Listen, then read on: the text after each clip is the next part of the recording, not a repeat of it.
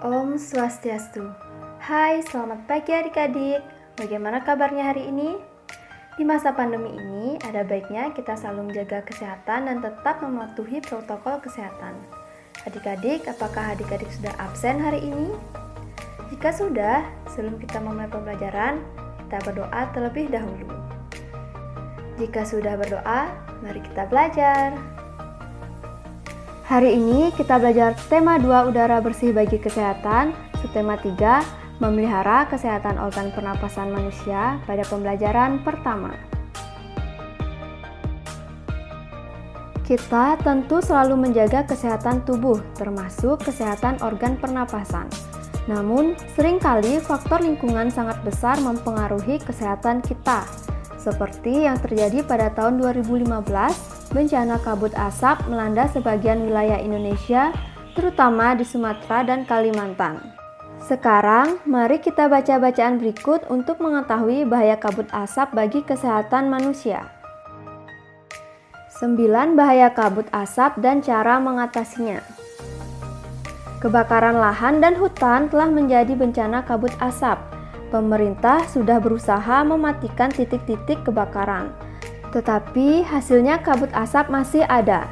Apa saja bahaya kabut asap kebakaran dan apa yang harus kita lakukan apabila di daerah kita terkena kabut asap?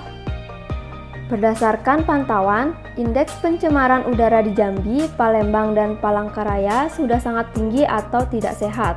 Tidak sehat karena asap kebakaran hutan dan lahan menyebabkan debu atau partikel halus hasil kebakaran seperti jelaga. Saking halusnya, partikel ini akan dengan mudah terisap dan mengotori sistem pernapasan. Selain partikel halus, asap kebakaran juga mengandung zat-zat berbahaya seperti ozon, sulfur dioksida, karbon monoksida, dan nitrogen oksida. Kabut asap ini dapat mengganggu kesehatan semua orang, baik orang yang kondisinya sehat maupun yang sakit. Namun, pada orang yang kondisinya kesehatannya kurang, khususnya pada orang yang memiliki riwayat penyakit pernapasan, anak-anak dan balita, kabut asap adalah bencana yang bisa mengancam jiwa.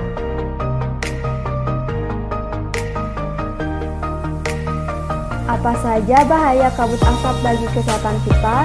Berikut ini beberapa bahaya kabut asap bagi kesehatan.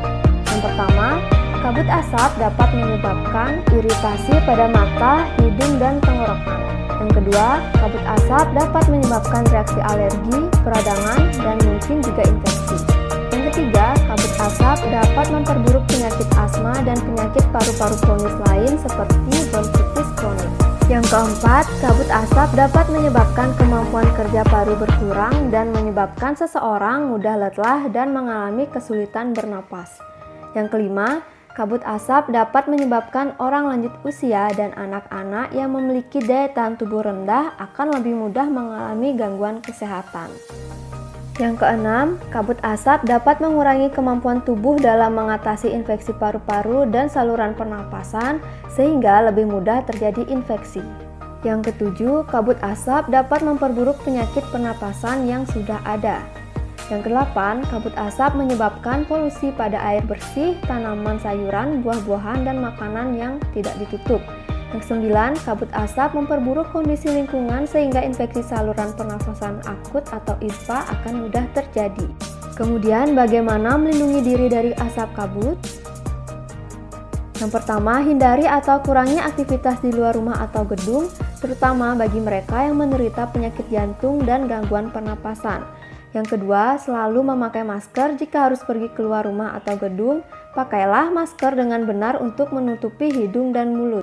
Yang ketiga, minumlah air putih lebih banyak dan lebih sering agar debu atau partikel halus yang menempel pada tenggorokan bisa larut dan masuk ke dalam pencernaan sehingga ikut terbuang bersama kotoran. Yang keempat, segeralah berobat ke dokter atau sarana pelayanan kesehatan terdekat bila mengalami kesulitan bernapas atau gangguan kesehatan lainnya.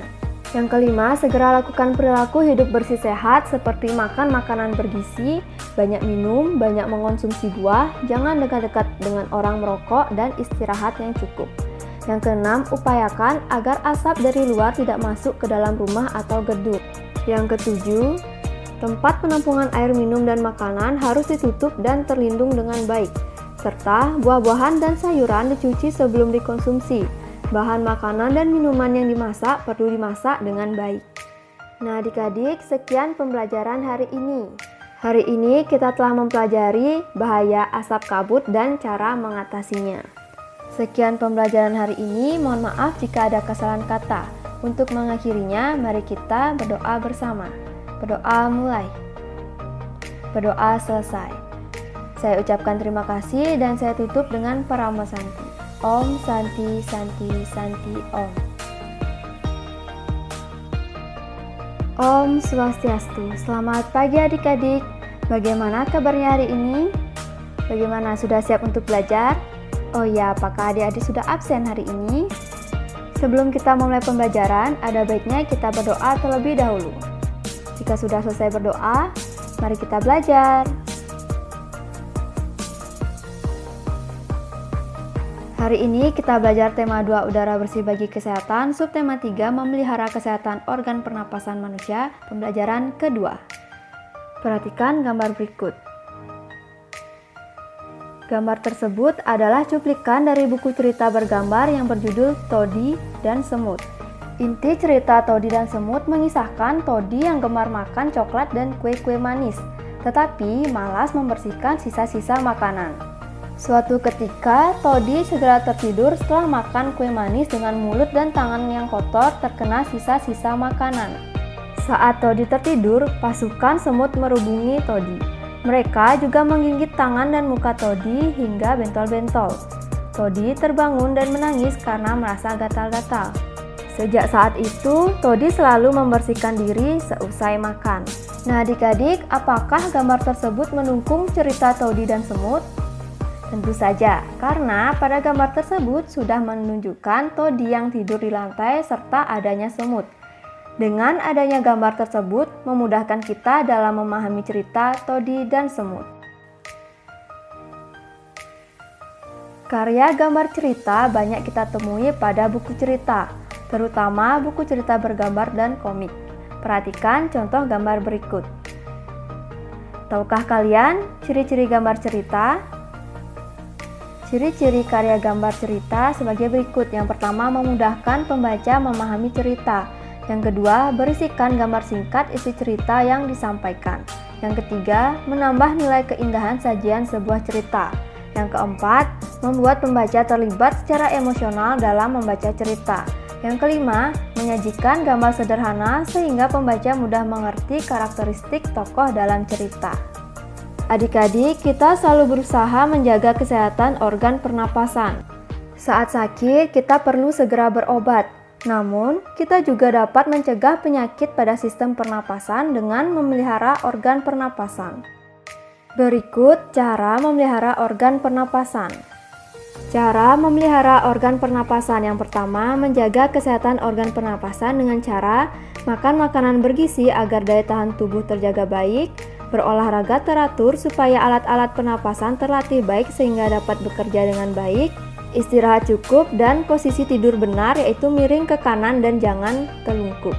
Yang kedua, menghindari zat-zat yang dapat merusak organ pernapasan, seperti tidak merokok dan menghindari paparan asap rokok karena banyak mengandung racun, menggunakan masker saat berada di lingkungan kotor, mengurangi konsumsi makanan dan minuman dingin karena jaringan paru-paru sensitif terhadap dingin, serta menghindari makanan dan minuman yang mengandung banyak gula dan bahan kimia karena dapat merangsang lendir pada paru-paru sehingga kapasitas udara yang disimpan dalam paru-paru akan lebih sedikit. Yang berikutnya, ketiga, merawat organ pernapasan dengan membersihkan rongga hidung secara teratur. Bulu halus dan rambut hidung berfungsi menyaring kotoran, serta memeriksa kesehatan pernapasan secara teratur ke dokter. Yang keempat, menjaga kesehatan lingkungan sekitar dengan membuat sebanyak mungkin ventilasi dalam rumah untuk menjaga sirkulasi udara. Menjaga kebersihan lingkungan supaya tidak banyak debu berterbangan yang akan ikut masuk ke dalam organ pernapasan saat kita menghirup napas. Membuat udara bersih di lingkungan sekitar rumah dengan menanam banyak tumbuhan hijau, serta mencegah ruangan lembab karena virus dan bakteri mudah berkembang di ruangan dengan kelembapan tinggi. Nah, adik-adik, sekian pembelajaran hari ini. Hari ini kita telah belajar mengenai ciri-ciri karya gambar cerita dan cara memelihara organ pernapasan. Adik-adik, untuk mengakhirinya, mari kita berdoa bersama. Berdoa mulai. Berdoa selesai. Nah, adik-adik, sekian pembelajaran hari ini. Mohon maaf jika ada kesalahan kata dan jika masih belum mengerti, bisa tanyakan pada WhatsApp group. Atau bisa chat kakak secara pribadi. Kakak ucapkan terima kasih dan kakak tutup dengan Parama Santi. Om Santi Santi Santi Om.